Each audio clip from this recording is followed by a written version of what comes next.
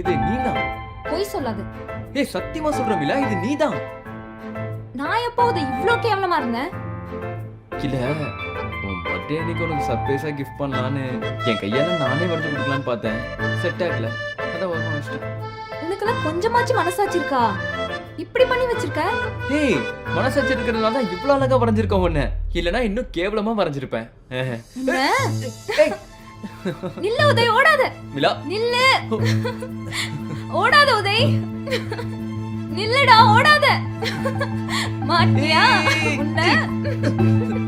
மிலா வேணும்டா.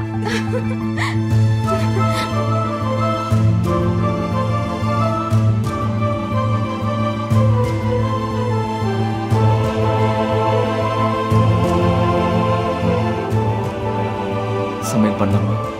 இத பார்த்தா சமையல் பண்ற மாதிரி தெரியலையே.